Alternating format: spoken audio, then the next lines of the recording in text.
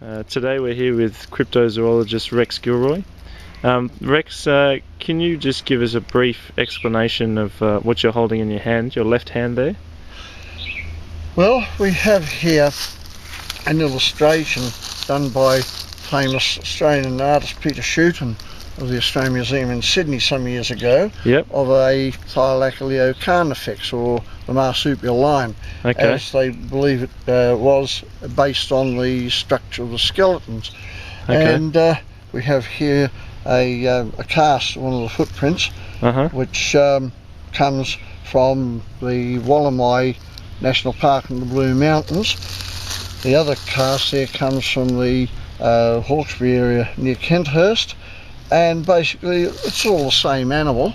And of course the ones that Gavin has found, I would say, are one of the same species of creature. In other words, we're dealing with a giant marsupial cat rather than a panther. The Australian panther is the common name for it all over the country, but it is definitely not a feline. The footprints show that. Okay, sure. So how many of these creatures do you think are living around the Macarthur area at this Anywhere time? between 6 to 12 is the usual estimate for these animals in the bushland. Yeah. Some of them apparently are coming onto the farms hereabouts looking for food. Yeah. Particularly when you've got a drought on. Sure. And mothers have got cubs back there in a rock shelter somewhere, so they come out on the edge of civilization and take a lamb or a calf. Usually sickly animals. Okay. Don't necessarily go for the healthy ones, but sure. They have done no real harm to humans. Okay. All right. Sure. And so why do you think there hasn't been a marsupial lion or a panther found? Well, it's their secretive nature, and the country they live in is quite often so inaccessible that not many people would get into it. I see. And I've been in some pretty wild country in the Canangara Boyd on the western side of the Burragarang, and I got lost there one night a few years ago, and I tell you, it's not a pleasant experience, but that shows you how inaccessible that country is, and anything could live out there and you wouldn't know it. We're also here with Gavin Noakes. You're a resident of Nattai, is that right, Gavin? Yeah. Okay. And Gavin, can you just tell us a bit about what you've got in front of you? Can you show us? We came across these prints. I've seen them a few times, but never really been clear enough because they're in sand to take photos. Can you hold it still to the camera? Particularly Rick and I took this photo because of how distinct they looked. What do you think it could be?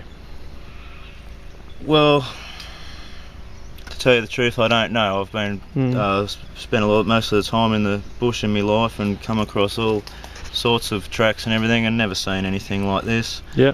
So it really took my interest. I know all the Australian animals and also your feral animals too, and it just doesn't connect to any of those. Yeah, sure. And as well, many manure droppings made of seem to be sort of matted kangaroo fur, that sort of thing that I've found. Large dog-sized scats around, and also lots of dwellings where possibly something's living in under the bases of caves where they've hollowed the sand out a little bit. Sure. But definitely no wombat burrow or anything like that. Totally different. Sure. Gavin, can you just tell us, I mean, how much bushland are we surrounded by here? A bloody lot. A bloody lot.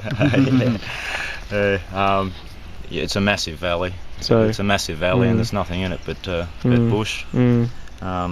Through to the west, over the Great Dividing Range. Yeah, sure. Okay, and Rex, what do you think when you saw these prints? What did this say to you?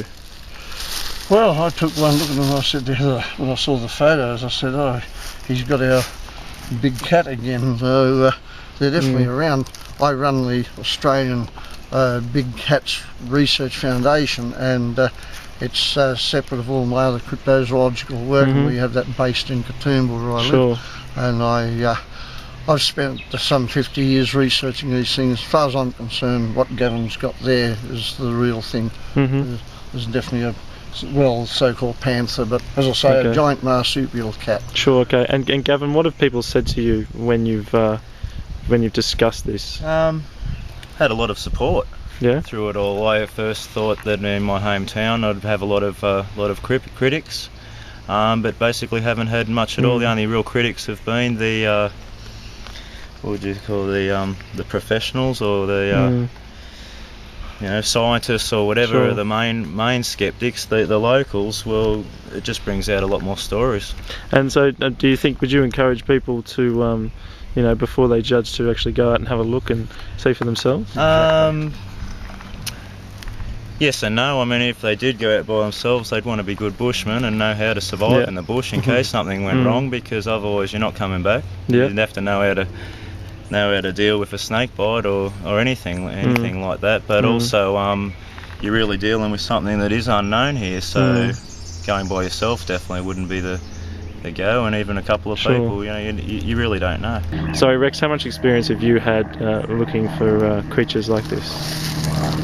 Over 50 years, at least going on for 52 years now. Do you ever think you'll come face to face with something?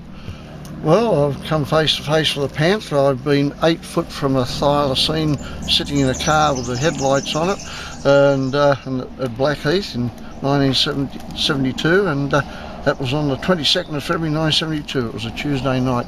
Okay. And the girl that was with me had seen it a fortnight before in the same location. But I've seen tracks of all sorts of creatures. Because you get out in the bush more, you see a lot more. I find footprints of the yowie, or hairy man. They wear animal hide garments, hence the hair. That's the Aboriginal name for them, hairy man. But they're living representatives of Homo erectus. I am the original yowie man, among other things. I've been called the panther man. I've been called the spider man because I'm into. Why do people call you a spider man? But I have come face to face with a number of creatures. I saw at about 500 feet, I think, a giant monitor lizard in 1974 up in the Canangara Boyd Wilderness, and it can stay up there. It was at least 20 foot long. Sure, okay.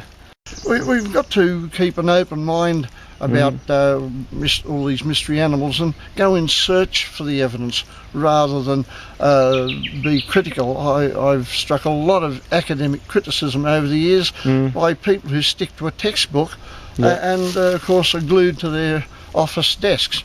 It's all very well for them to point to their degrees on the wall, but quite often these people have no practical field experience. Whereas I'm only an amateur, self-taught. I had to educate myself. I had a very poor education, but I really made an effort, and I've spent my whole life in the bush, so I know what I'm talking about. Same as Gavin, he's born and bred in the bush, and right here, no doubt. The thing is that you've got to know that country, and it's all very well for a lot of the city people to rubbish these things. It's nonsense, but they've never actually experienced the bush. Sure, and something to they know nothing about this business. In fact, I might say that the most vocal critics are the ones who know the least about the subject they're attacking. Okay, Gavin, what would you want to add there? I spent a lot of time in the bush with my pop as a kid, and something he used to say that always stuck in my mind when we go on bushwalking, that was, most people go for a bushwalk and they just look at the bush, whereas it's different when you actually look into it, look into the bush and see what's there rather than just a broad glance at it. You actually got to get in there and see what's going on. Okay.